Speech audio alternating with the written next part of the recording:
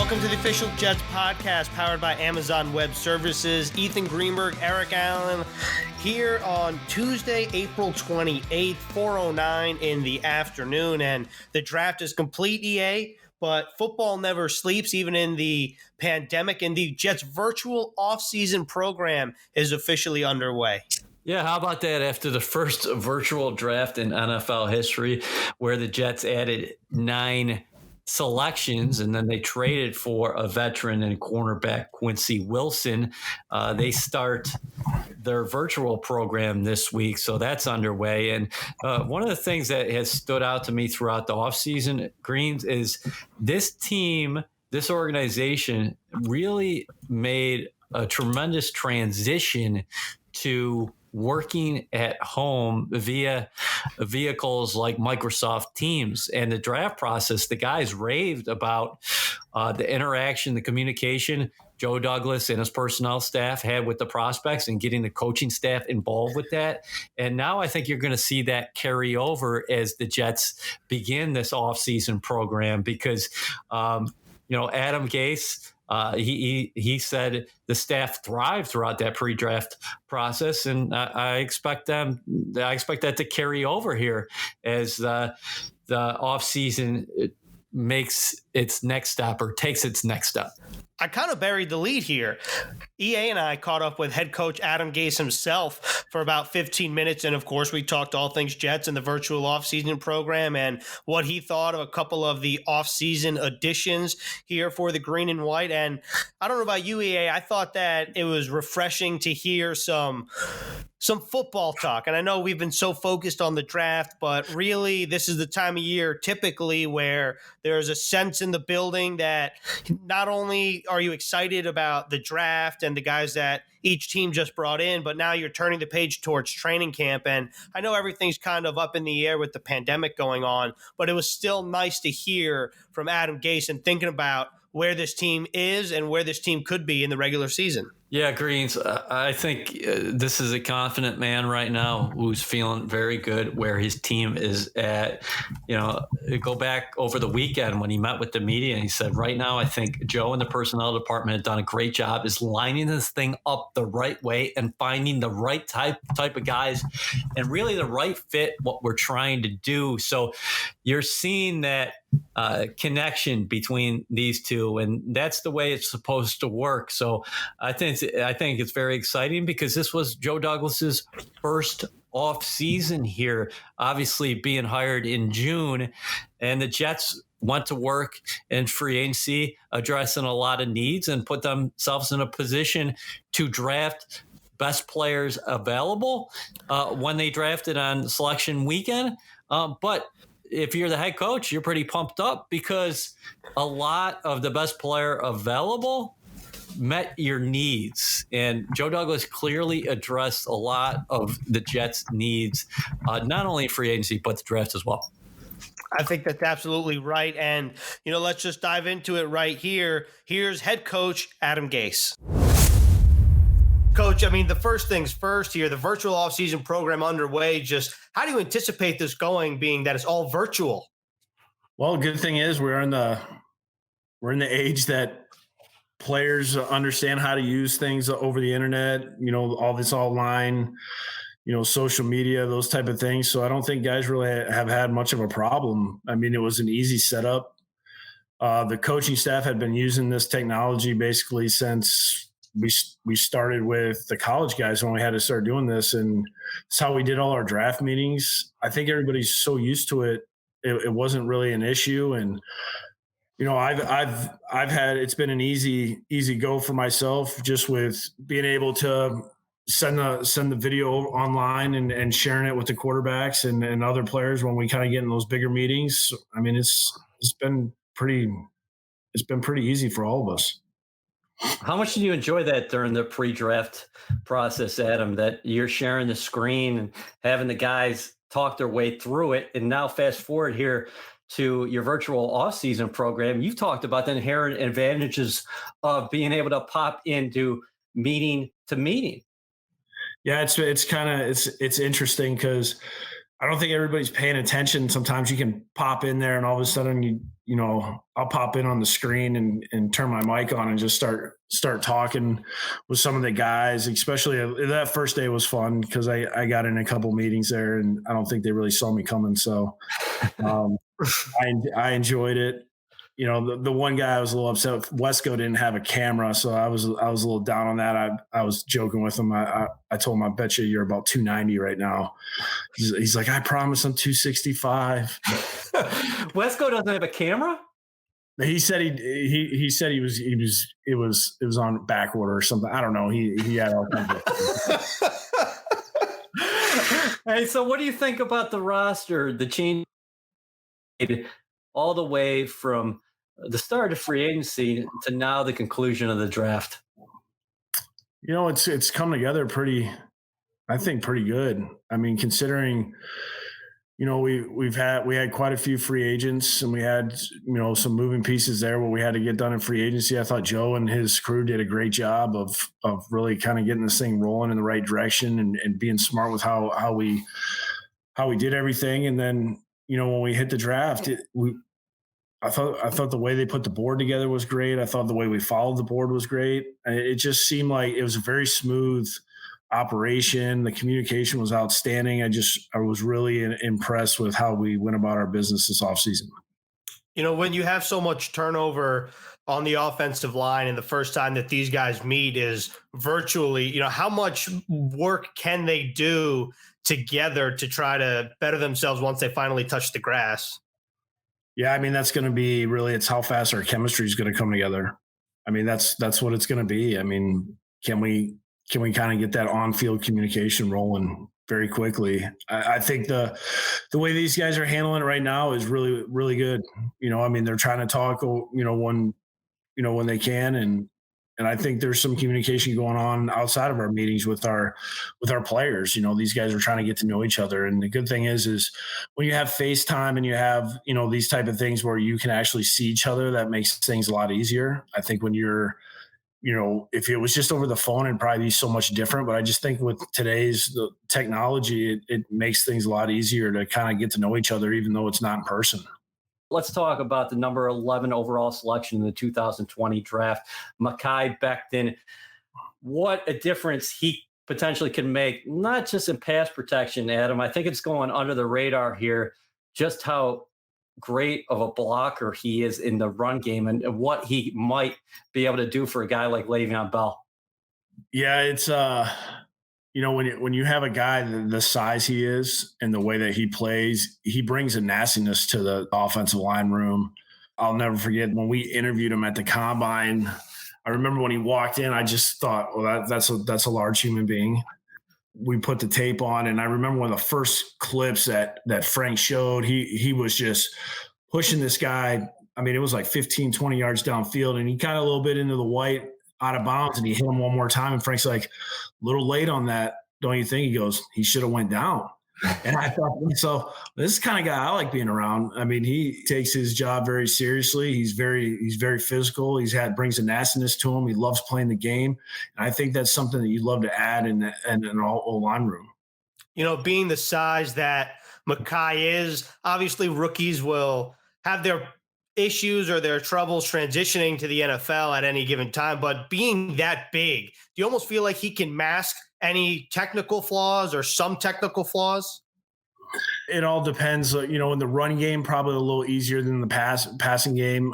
When you have the way that these defensive ends come off the edge, like you have to be sound technically and you have to improve throughout the year. These guys look for those little flaws. I mean, they study so much tape. So the more tape that you put out there, and if you have a mistake or you do something wrong with your hands or your footwork, I mean, these guys, they jump all over that and they try to take advantage of it. And we just have to, make sure that we bring him along as fast as possible. And anytime we see a little chink in the armor, we got to get it corrected and protect him from, these guys having at a young player. And that's what Frank does well. He does a good job of making sure he finds these little flaws that guys has and gets them corrected quickly. And then we improve as a group. I'm certainly going to ask you about Brashad Perriman and Denzel Mims, but you were quick to note in your news conference with the media that, hey, you feel pretty good not only where the wide receivers are, but the skill positions all over the place on offense right now. Yeah, I mean, everybody keeps forgetting that Chris Herndon was pretty good. I mean, we were all pretty fired up about him, and we lost him obviously with the suspension, but then he didn't get, he was hurt before he could come back, and then when he did come back, he played like 9 plays. I mean, it felt like it wasn't a lot of time with him last year. So we were all fired up going into the season, and then we didn't really get an opportunity to use him the way we thought we were going to. So it's going to be it'll be fun to get him back, get him rolling, and seeing how he kind of fits into the mix. And when you have multiple tight ends that you really like, and then now I like our group of wide receivers. I mean, Crowder's coming back. He brings that experience and he brings that steadiness that we need. And now you bring in these guys that have tremendous speed and youth, and these guys can just flat out run.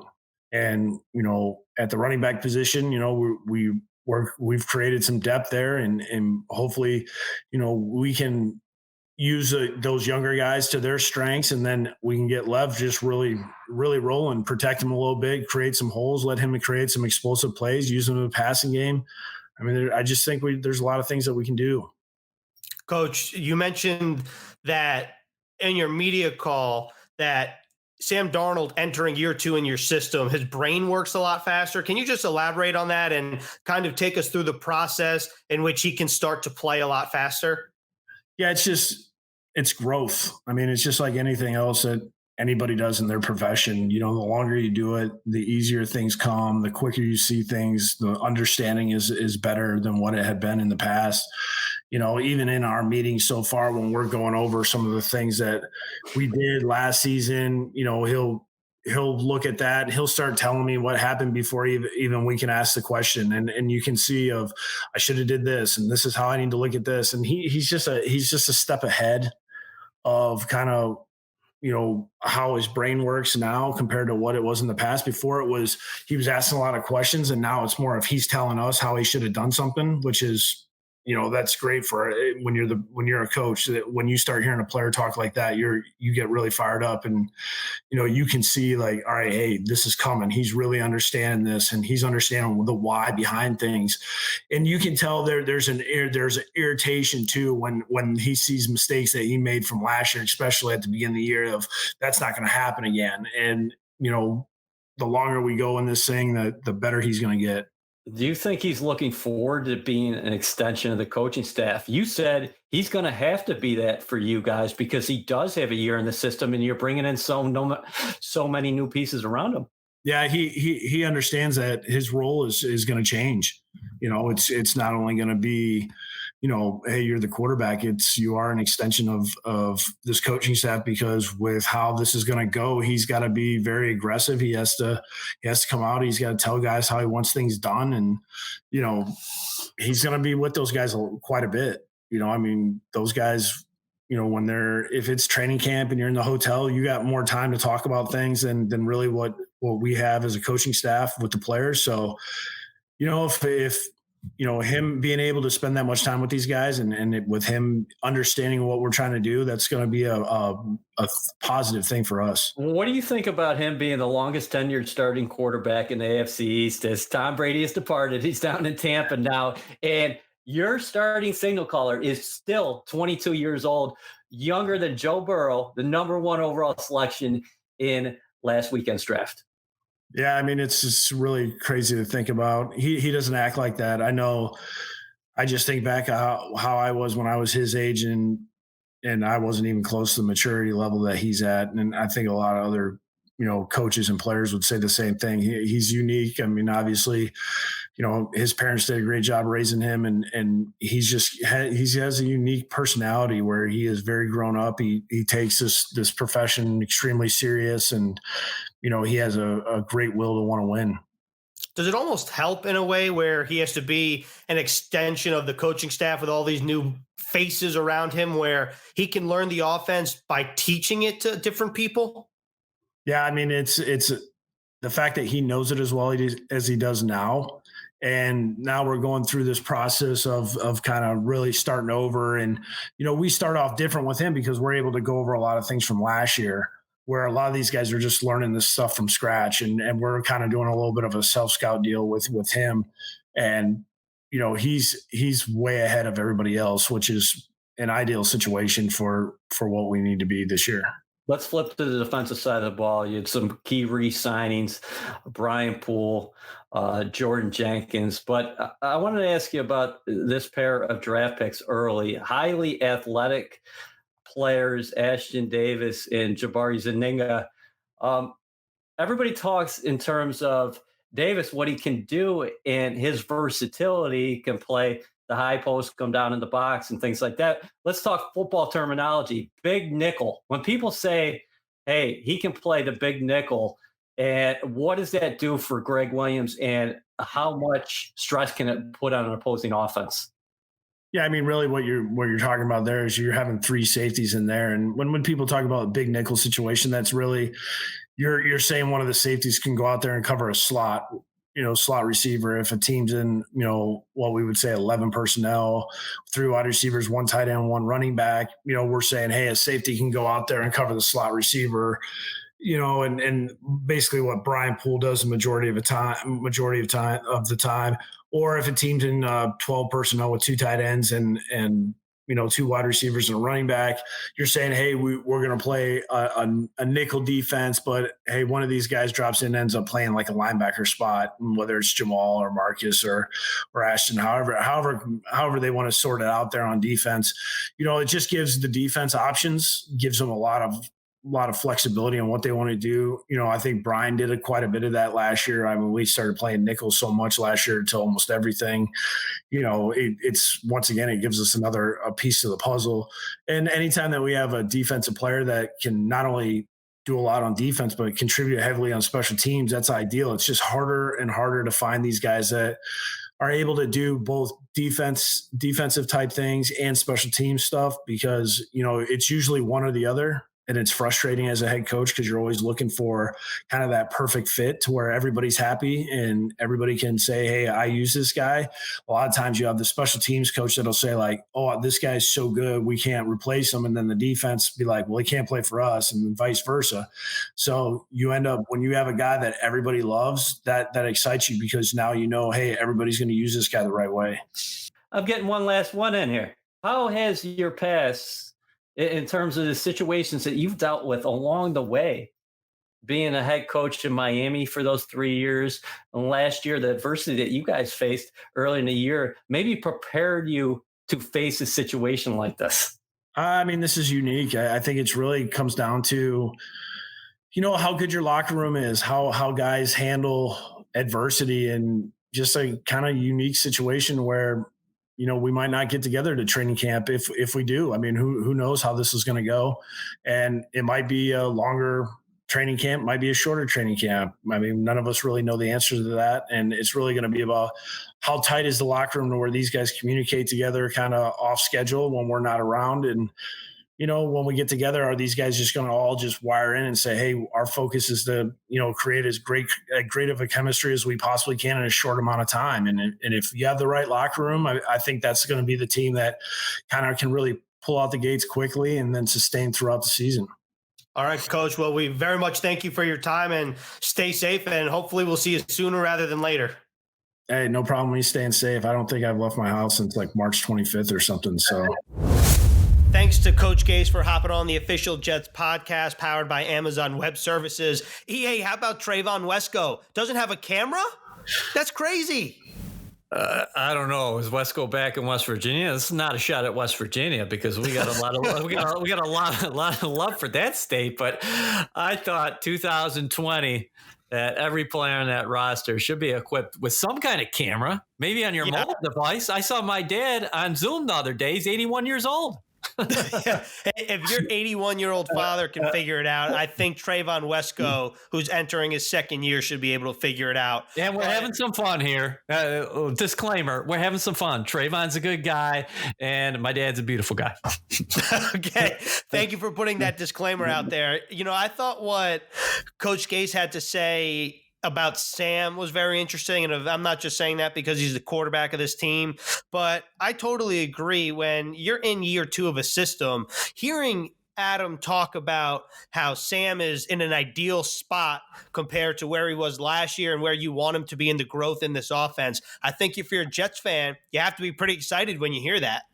Yeah, and let's go back to last year for a second.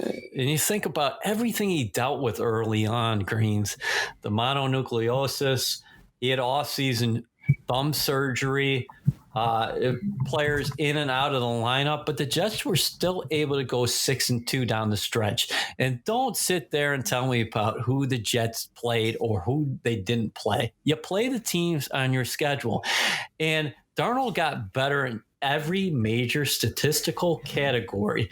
And now what the Jets have done this offseason, Greens, is Joe Douglas said, I'm going to wrap my arms around you. So he addresses the interior offensive line in free agency. Then in the draft, he gets Sam Darnold a big tackle. Whether Mekhi Becton plays on the left side or the right side, it doesn't matter. Joe Douglas has been clear about it. The best 5 will play.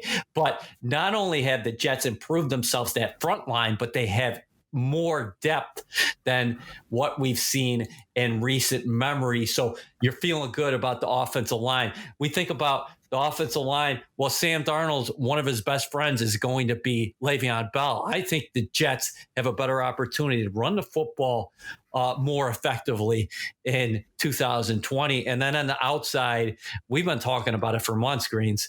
Joe Douglas, we both, our ears picked up when he said, we need more speed. We need more playmakers on the outside. Won't enter Brashad Perryman. And then they followed up with Denzel Mims in the second round, where Douglas moves back 11 picks and still is able to get a guy at Baylor who had at least 8 touchdowns in each of the past 3 seasons. So Darnold's working with decent to good skill position talent all over the place.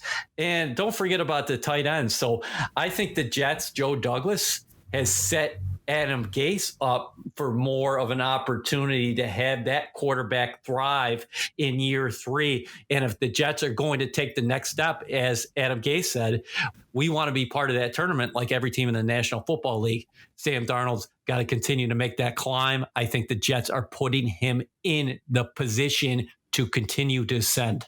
One more thing just before we wrap up this podcast, I want to circle back to something Adam Gase talked about.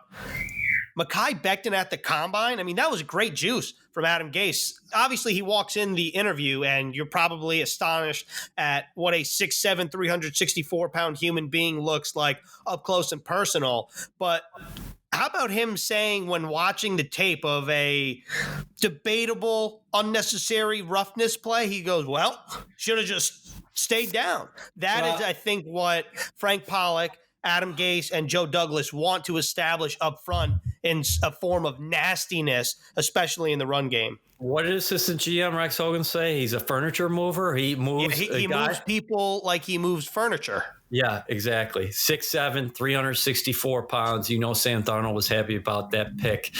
He can cast a shadow on basically anybody. 7-foot wingspan.